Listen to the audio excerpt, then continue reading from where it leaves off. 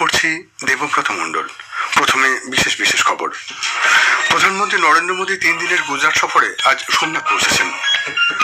সফরকালে শ্রী মোদী সোমনাথ স্বাভিমান পর্ব সহ রাজকোট, আহমেদাবাদ ও গান্ধীনগরে একাধিক উন্নয়নমূলক কর্মসূচির সূচনা করবেন। কেন্দ্রীয় স্বরাষ্ট্র ও সমবায় মন্ত্রী অমিত শাহ বলেছেন, সুপারিশ ও দুর্নীতি ছাড়া এবং সম্পূর্ণ স্বচ্ছ ব্যবস্থার মাধ্যমে তরুণদের চাকরি দেওয়া হলে একটি রাজ্য এগিয়ে যায়।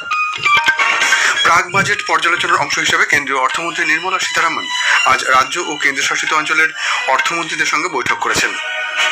কেন্দ্রীয় যুব বিষয়ক ও ক্রীড়ামন্ত্রী মনসুখ মান্ডভিয়া বলেছেন, ভারত ইয়ং লিডার্স ডায়ালগ তরুণ নেতাদের প্রযুক্তি, শিল্পোদ্যোগ এবং সুস্থায়ী সামাজিক উন্নয়নে অবদান রাখতে উৎসাহিত করে। নভি মুম্বাইয়ে মহিলাদের প্রিমিয়ার লিগ ক্রিকেটের প্রথম ম্যাচে আজ গুজরাট জায়ান্টস 10 রানে ইউপি ওয়ারিয়র্সকে হারিয়ে দিয়েছে। অপর ম্যাচে দিল্লি ক্যাপিটালস মুম্বাই ইন্ডিয়ান্সের বিরুদ্ধে টসে জিতে প্রথমে ফিল্ডিং করছে। আসছি বিস্তারিত খবরে। প্রধানমন্ত্রী নরেন্দ্র মোদী 3 দিনের গুজরাট সফরে আজ সোমনাথ পৌঁছেছেন। সফরকালে শ্রী মোদী সোমনাথ স্বাভিমান পর্ব সহ বিভিন্ন অনুষ্ঠানে যোগ দেবেন। রাজকোট, আহমেদাবাদ ও গান্ধীনগরে একাধিক উন্নয়নমূলক কর্মসূচিতেও তিনি যোগ দেবেন। উল্লেখ্য, সোমনাথ মন্দিরের সহনশীল প্রতিমূর্তিকে বিশ্বের দরবারে তুলে ধরতে গির সোমনাথ জেলার উপকূলবর্তী শহর ভেড়াভালে বৃহস্পতিবার শুরু হয়েছে এই সোমনাথ স্বাভিমান পর্ব। 1026 খ্রিস্টাব্দে গজনের মাহমুদ সোমনাথ মন্দিরের উপরে প্রথম হামলা চালান। সেই আক্রমণের 1000 বছর পূর্তি উপলক্ষে এই অনুষ্ঠানের আয়োজন করা হয়েছে। একই সঙ্গে 1951 সালে পুনর্গঠিত মন্দির উদ্বোধনের ও এবার 75 বছর পূর্তি হচ্ছে। স্বাধীনতার পর সর্দার বল্লভভাই প্যাটেল এই মন্দিরের পুনর্গঠনের কাজের উদ্যোগ নেন। তৎকালীন রাষ্ট্রপতি ডক্টর রাজেন্দ্র প্রসাদ এর উপস্থিতিতে 1951 মন্দিরটি আনুষ্ঠানিকভাবে ভক্তদের জন্য খুলে দেওয়া হয়। আকাশবাণী সংবাদদাতা জানাচ্ছেন, প্রধানমন্ত্রী আজ সোমনাথে পৌঁছে সেখানকার ওমকার মন্ত্র উচ্চারণে অংশ নেবেন। সোমনাথ মন্দিরে ড্রোন শো প্রত্যক্ষ করবেন তিনি। শ্রী মোদী আগামীকাল সূর্য যাত্রায় অংশ নেবেন। যে সমস্ত বীর সেনানী সোমনাথ মন্দিরের রক্ষায় নিজেদের জীবন উৎসর্গ করেছেন, এই পদযাত্রায় তাদের প্রতি শ্রদ্ধা জানানো হবে। এছাড়া প্রধানমন্ত্রী সোমনাথ স্বাভিমান পর্ব উপলক্ষে এক অনুষ্ঠানে যোগদান এবং মন্দির দর্শন ও পূজাতেও অংশ নেবেন। ওই দিন বিকেলেই প্রধানমন্ত্রী যাবেন রাজকোট। সেখানে মারোয়াড়ি বিশ্ববিদ্যালয়ে তার কচ্ছ ও সৌরাষ্ট্র অঞ্চলের ভাইব্রান্ট গুজরাট আঞ্চলিক সম্মেলনের উদ্বোধন ও এক সমাবেশে ভাষণ দেওয়ার কর্মসূচি রয়েছে। রাজকোট থেকে প্রধানমন্ত্রী যাবেন আহমেদাবাদে। সেখানে সেক্টর 10 থেকে মহাত্মা মন্দির পর্যন্ত মেট্রো পরিষেবার দ্বিতীয় পর্যায়ের বাকি অংশের উদ্বোধন করবেন তিনি। সোমবার শ্রী মোদী আহমেদাবাদে জার্মান চ্যান্সেলর ফ্রেডরিক মার্জের সঙ্গে দ্বিপাক্ষিক বৈঠক করবেন। উভয় নেতা সবরমতী আশ্রমও পরিদর্শন করবেন, যোগ দেবেন আন্তর্জাতিক ঘুড়ি উৎসবেও। প্রধানমন্ত্রী বলেছেন, দেশের যুব সমাজ শক্তিশালী ও সমৃদ্ধ জাতি গঠনের মূল চালিকা শক্তি। সামাজিক মাধ্যমে এক বার্তায় শ্রী মোদী বিকশিত ভারত ইয়ং লিডার্স ডায়ালগে দেশের যুব সমাজের সঙ্গে যুক্ত হওয়ার জন্য তার আগ্রহ প্রকাশ করেছেন। প্রধানমন্ত্রী বলেন, দেশের যুব শক্তি রাষ্ট্রের উন্নয়নে অগ্রগতির বিষয়ে দৃঢ় প্রতিশ্রুতিবদ্ধ। তিনি সোমবার নতুন দিল্লিতে স্বামী বিবেকানন্দের জন্মবার্ষিকী উদযাপন উপলক্ষে বিকশিত ভারত ইয়ং লিডার্স ডায়ালগ 2026-এর সমাপ্তি অধিবেশনে যোগ দেবেন। কেন্দ্রীয় স্বরাষ্ট্র ও সমবায় মন্ত্রী অমিত শাহ বলেছেন, আইন শৃঙ্খলা যে কোনো রাজ্যের উন্নয়নে গুরুত্বপূর্ণ ভূমিকা পালন করে। ভালো আইন শৃঙ্খলা ব্যবস্থা সম্পন্ন রাজ্যগুলি সর্বদা বিনিয়োগকারীদের বেশি আকর্ষণ করে থাকে।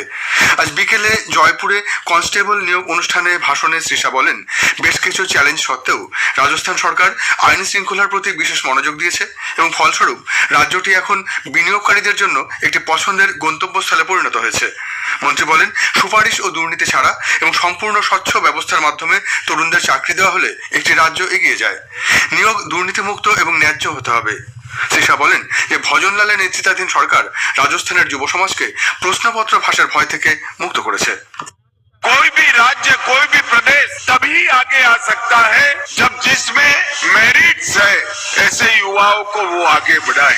कोई भी प्रदेश तभी आगे आ सकता है कि राज्य के सेवकों की भर्ती पारदर्शी तरीके से हो, उसमें कोई भ्रष्टाचार न हो। और भजनलाल जी ने, कांग्रेस सरकार ने शुरू किया हुआ पेपर लीक का सिलसिला भी समाप्त कर राजस्थान को इससे निजात दिलाने का काम। নতুন ভারতীয় ন্যায় সংহিতার বৈশিষ্ট্য তুলে ধরে তিনি বলেন, সম্পূর্ণরূপে বাস্তবায়িত হলে এফআইআর নথিভুক্তির 3 বছরের মধ্যে মামলাগুলি সুপ্রিম কোর্টে শুনানি করা হবে। তিনি বলেন, এর ফলে বারবার মামলা স্থগিত রাখার দীর্ঘস্থায়ী প্রথার অবসান ঘটবে। অনুষ্ঠানে বক্তব্য রাখতে গিয়ে মুখ্যমন্ত্রী ভজনলাল শর্মা বলেন যে তার সরকার পুলিশ বাহিনীর আধুনিকীকরণে প্রতিশ্রুতিবদ্ধ। অনুষ্ঠান চলাকালীন স্বরাষ্ট্রমন্ত্রী রাজস্থান পুলিশের 10,000 নবনিযুক্ত কনস্টেবলকে নিয়োগপত্র প্রদান করেন। প্রাক বাজেট পর্যালোচনার অংশ হিসেবে কেন্দ্রীয় অর্থমন্ত্রী নির্মলা সীতারামন আজ নতুন দিল্লিতে রাজ্য ও কেন্দ্রশাসিত অঞ্চলের অর্থমন্ত্রীদের সঙ্গে বৈঠক করেছেন। বৈঠকে অর্থ প্রতিমন্ত্রী পঙ্কজ চৌধুরী এবং মন্ত্রকের ঊর্ধ্বতন কর্মকর্তারাও উপস্থিত ছিলেন। উল্লেখ্য, সংসদের বাজেট অধিবেশন এই মাসের 28 তারিখে শুরু হবে। সংসদের বাজেট অধিবেশন শুরু হবে আগামী 28শে জানুয়ারি, চলবে 2রা এপ্রিল পর্যন্ত। সংসদ বিষয়ক মন্ত্রী কিরেন রিজিজু সামাজিক মাধ্যমে এক বার্তায় জানিয়েছেন, বাজেট অধিবেশনের প্রথম পর্ব চলবে 13 ফেব্রুয়ারি পর্যন্ত, দ্বিতীয় পর্বের অধিবেশন শুরু হবে 9 মার্চ। শ্রী রিজিজু আরও জানিয়েছেন, কেন্দ্রীয় সরকারের সুপারিশের ভিত্তিতে রাষ্ট্রপতি দ্রৌপদী মুর্মু সংসদের বাজেট অধিবেশন ডাকার বিষয়টি অনুমোদন করেছেন। এই বাজেট অধিবেশন অর্থবহ আলোচনা এবং জনকেন্দ্রিক প্রশাসনের পথ আরও সুগম করবে বলেও তিনি আশা প্রকাশ করেন। খবর শুনছেন আকাশবাণী থেকে। কেন্দ্রীয় যুব বিষয়ক ক্রীড়ামন্ত্রী মনসুখ মান্ডভিয়া বলেছেন, দেশের ভবিষ্যৎ গঠনে দেশের যুব সমাজের গুরুত্বপূর্ণ ভূমিকা অত্যন্ত গুরুত্বপূর্ণ।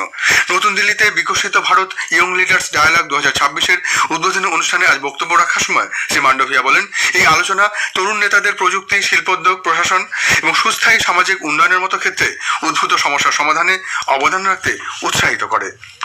आज बहुत अच्छी बात कही डोवाल जी ने। डोवाल जी ने कहा कि स्वर्ग जाना है तो मरना पड़ता है, हमें कुछ साध्य करना है तो उसके साथ जीना पड़ता है। तो हम देश को जिए, देश के प्रति तब कमिटमेंट आएगा। ऐसे युवा तैयार करने का हमारा लक्ष्य है। মন্ত্রী বলেন, এই আয়োজন 2047 সালের মধ্যে উন্নত ভারত গড়ে তোলার জন্য যুবাদের প্রতিভা এবং সৃজনশীলতা চিহ্নিত করার একটি প্রক্রিয়া। এক্ষেত্রে দেশের জনবিন্যাসই সবচেয়ে বড় শক্তি। সাহসী মানসিকতা এবং উদ্ভাবনের মাধ্যমে যুব সমাজকে ক্ষমতায়ন করা সরকারের অন্যতম লক্ষ্য। कोई टीचर्स हो, उसमें नेशन फर्स्ट बन गया तो उसके सामने बैठे हुए बच्चों को जब वो पढ़ाएंगे तब उसके मन में आएगा कि मेरा देश का भविष्य है, मुझे ऐसा युवा तैयार करना है, ऐसा नागरिक तैयार करना है जो विकसित भारत बना दे और देश के लिए कमिटेड रहे, देश के प्रति कर्तव्य भाव व्यक्त करते रहे। वो जब नेशनलिज्म, नेशन फर्स्ट को आत्मसात करेंगे तो सामने वाले को प्रेरित करेंगे। কেন্দ্রীয় পরিবহন ও জাতীয় সড়ক প্রতিমন্ত্রী হর্ষ মালহোত্রা বলেছেন, বিকশিত ভারত ইয়ং লিডার্স ডায়ালগ এখন দেশজোড়া আন্দোলনে পরিণত হয়েছে। যুব সমাজ বর্তমানে সুশাসন ও নীতি নির্ধারণ সম্পর্কিত আলোচনায় অংশগ্রহণ করছেন। আইপ্যাকের কর্ণধার প্রতীক জৈনের বাড়ি ও কার্যালয়ে তাদের কাজে বাধা দানের পরিপ্রেক্ষিতে পশ্চিমবঙ্গের মুখ্যমন্ত্রী মমতা ব্যানার্জির বিরুদ্ধে সুপ্রিম কোর্টে মামলা দায়ের করেছে ইডি।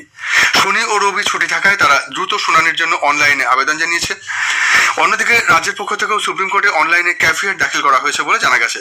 উল্লেখ্য, এই ইস্যুতে ইডি কলকাতা হাইকোর্টের দ্বারস্থ হলেও চরম বিশৃঙ্খলার কারণে গতকাল সেই মামলা শুনানি হতে পারেনি। পরবর্তী শুনানি 14 জানুয়ারি হবে বলে বিচারপতি শুভ্রা ঘোষ জানিয়ে দেন। পরে ইডি জরুরি ভিত্তিতে এই মামলা শুনানির জন্য প্রধান বিচারপতির কাছে মেল করে আবেদন জানালেও তিনি সেই আবেদনে সাড়া দেননি। তিনি জানিয়ে দেন, জুডিশিয়াল অর্ডারে তিনি কোনো হস্তক্ষেপ করবেন না। এদিকে অভূতপূর্ব ঘটনায় মুখ্যমন্ত্রী মমতা ব্যানার্জি আইপ্যাকের কর্ণধার প্রতীক জনের বাড়ি ও দপ্তরে ইডির তল্লাশি চালানোর ব্যাপারে বিধাননগর ইলেকট্রনিক্স থানা এবং কলকাতার শেক্সপিয়ার থানায় ইডির বিরুদ্ধে এফআইআর দায়ের করেছেন। পুলিশও শেক্সপিয়ার সরণি থানায় ইডির বিরুদ্ধে আরেকটি মামলা রুজু করেছে। অন্যদিকে বিজেপি ইডির হাত থেকে মুখ্যমন্ত্রী মমতা ব্যানার্জির নথি ও ইলেকট্রনিক্স যন্ত্র নিয়ে চলে যাওয়ার ঘটনার প্রতিবাদে রাজ্যপাল সিভি আনন্দ বোসের হস্তক্ষেপ চেয়েছে। নানা ধর্মীয় আচার অনুষ্ঠানের মধ্য দিয়ে আজ স্বামী বিবেকানন্দের 164তম জন্মতিথি উদযাপিত হচ্ছে। উত্তর কলকাতা সিমলা স্ট্রিটে স্বামীজির জন্মভিটেতে মঙ্গল আরতির মধ্যে দিয়ে সূচনা হয় এই জন্মতিথি উদযাপনের বিশেষ অনুষ্ঠান। মার্কিন পররাষ্ট্রমন্ত্রী মার্কো রুবিও বলেছেন যে তিনি আগামী সপ্তাহে ডেনমার্কের কর্মকর্তাদের সাথে দেখা করে গ্রিনল্যান্ডের ভবিষ্যৎ নিয়ে আলোচনা করার পরিকল্পনা করেছেন। ট্রাম্প প্রশাসন গ্রিনল্যান্ড অধিগ্রহণের জন্য তাদের প্রচেষ্টা পুনরায় শুরু করার পর রুবিও এই মন্তব্য করেন। এদিকে ডেনমার্কের পররাষ্ট্র মন্ত্রক জানিয়েছে যে রুবিওর সাথে বৈঠক হবে কিনা সে ব্যাপারে এখনো কোনো সিদ্ধান্ত নেওয়া হয়নি। ইরানের সরকার বিরোধী আন্দোলনের 3য় সপ্তাহে দেশ জুড়ে বিক্ষোভ চলছে। তার জের টেনে বহু দেশ ইরানের পরিষেবা বন্ধ রাখার সিদ্ধান্ত নিয়েছে। গত 28শে ডিসেম্বর থেকে অর্থনৈতিক দুরবস্থার বিরুদ্ধে প্রতিবাদ জানিয়ে লাগাতার আন্দোলন হচ্ছে। নভি মুম্বাইয়ের ডক্টর DY পাতিল স্পোর্টস একাডেমিতে মহিলাদের প্রিমিয়ার লিগ ক্রিকেটের প্রথম ম্যাচে আজ গুজরাট জায়ান্টস 10 রানে ইউপি ওয়ারিয়ার্সকে হারিয়ে দিয়েছে। অপর ম্যাচে দিল্লি ক্যাপিটালস মুম্বাই ইন্ডিয়ান্সের বিরুদ্ধে টসে জিতে প্রথমে ফিল্ডিং করছে। শেষ পাওয়া খবরে জানা গেছে মুম্বাই ইন্ডিয়ান্স 3 ওভারে 1 উইকেটে 18 রান করেছে। শেষ করার আগে বিশেষ খবর আরেকবার।